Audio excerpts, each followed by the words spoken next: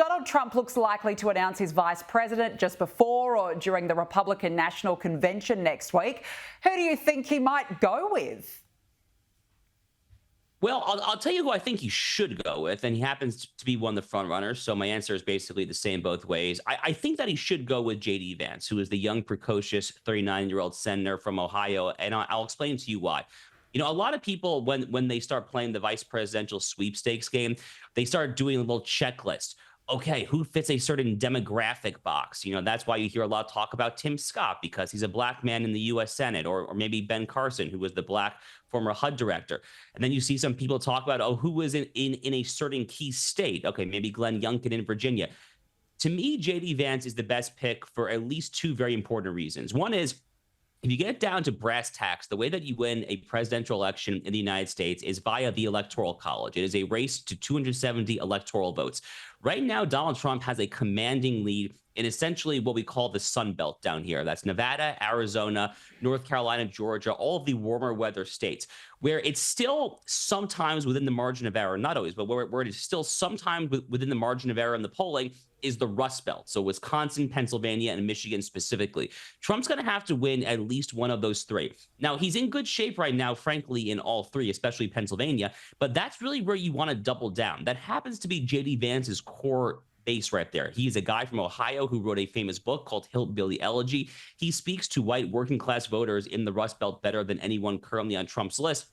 And the other reason why I think he's the best pick right now is because, as I mentioned, he's a very young guy. He's 39 years old. He speaks to the discontent that millennials and Gen Z have to the boomers who have spent like drunken sailors, who have been trying to march all around the world, invading countries to no avail and so forth. And at a time when Democrats are currently hemorrhaging youth support as it is, I think JD Vance can only solidify that exodus of young voters from the Democrats to the Republican Party. Well, it's going to be very interesting. We'll be watching that announcement very closely.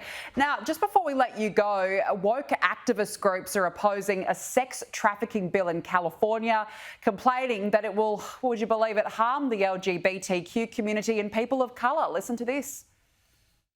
Studies have shown that LGBTQ people, particularly gay and transgendered individuals, are more likely to be charged with sex offences compared to their heterosexual counterparts. For instance, LGBTQ individuals are 9 times more likely to be charged with sodomy.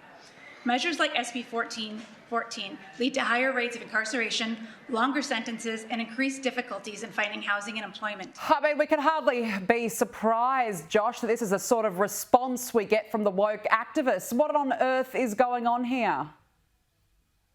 So, look, I mean, if you're trying to pass a bill that is a child safety bill, probably the number one thing that is happening in America and in all Western nations across the world, for that matter, that is the antithesis of child safety is genital mutilation and chemical castration that comes about via so-called gender-affirming care, which is currently one of the greatest things that the LGBT rainbow movement has going for it. I mean, they very much adore these so-called gender-affirming surgeries. Again, I refer to it usually as chemical castration or genital mutilation. So it kind of just goes without saying that if you are part of this woke LGBT mafia, then you are going to oppose a bill in the name of child safety. But, you know, the silver lining is when I see a story like this, that the people who come out in opposition to a common sense legislation like this, they're only ultimately making a fool of themselves. And if you are kind of a sensible, moderate, middle of the road person out there still trying to decide where to put your political loyalties, you see a video like that and you say, wow, I want nothing to do with them. You're spot on. I think many people can share that view. Josh Hammer, thank you for joining us.